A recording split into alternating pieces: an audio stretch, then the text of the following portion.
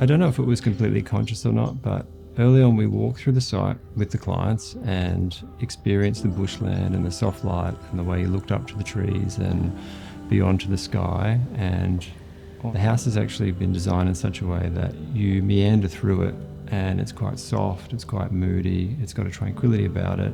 There's high windows and skylights that essentially create almost a similar experience as walking through that bushland.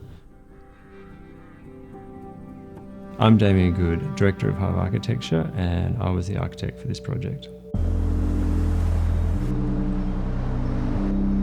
We are in Majimba, which is fairly centrally located on the Sunshine Coast. It's a beautiful laid-back area on the coast, and what's special about it is that a lot of the vegetation has been sort of maintained in this area, so it isn't as built up and isn't as busy tourist-wise. So there's a lovely connection between all that preserved landscape and the beachside.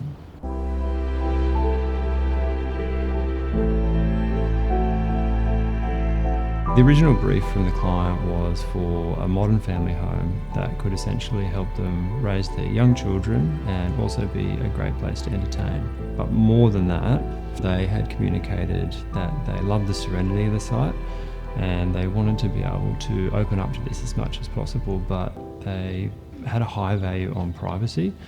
The sort of key design response that came from this was to introduce quite a large courtyard into the space, and this meant that we were able to wrap the building around that courtyard and maximise all those indoor-outdoor relationships between those spaces and essentially be able to use all those spaces still in complete control and privacy.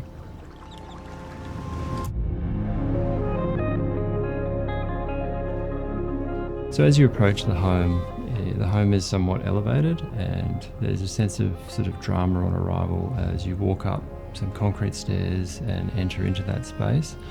As you approach the front door, there's a beautiful palm tree which goes up through the concrete roof, and you can see a little bit further through the house, and it creates a bit of a sense of intrigue as you arrive. And then as soon as you open the big full height entry door, you're sort of welcomed into what is the main living and dining areas.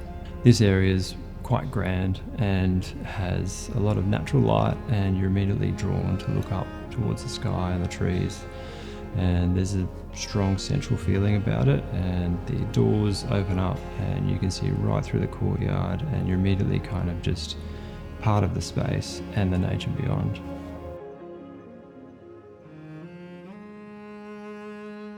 Moving further up within the house is the master suite. This is really designed sort of like a sanctuary within the sanctuary. Master bedrooms and bedrooms in general can be a little bit of an overlooked space within the home, but we take into account sleep and rest and how busy our lives are now. I think there's a lot to do in the master bedroom to enhance comfort.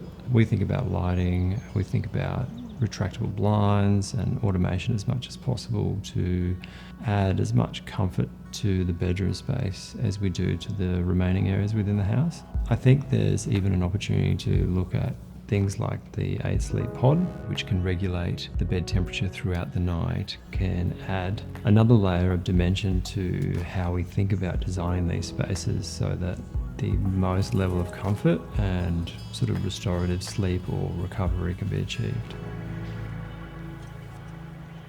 Coming back towards the entry area, there's a glass bridge which connects two of the main parts of the house. You've got the living, dining, central part of the home and the bedroom wing.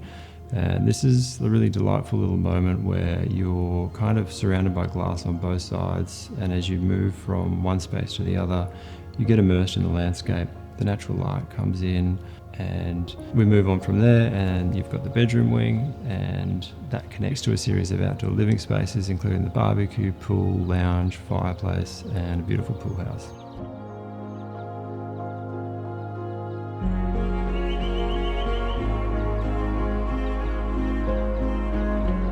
Pretty early on in the design process, we were kind of dealt the blow that we needed to protect the home from the potential of flood, even though it was rare. And we had to lift the house up 1.5 meters to do this. Initially we were thinking this is terrible, but after we kind of got used to the idea and considered what we could do, it allowed us to kind of raise the home, and given we were trying to make it more of a sanctuary, it actually made the home feel a little bit protected being up slightly.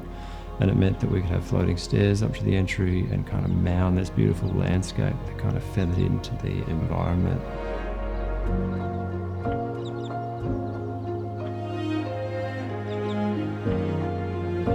I think with the house, we're most proud of the spirit of the home. You know, you try and design homes all the time to have something special going on, but I think with this particular project, we were able to really be aligned with the client, what we both loved about the site, and we were lucky enough to create a home that not only the clients love, but it's representative of our values as a practice to really connect to and celebrate nature.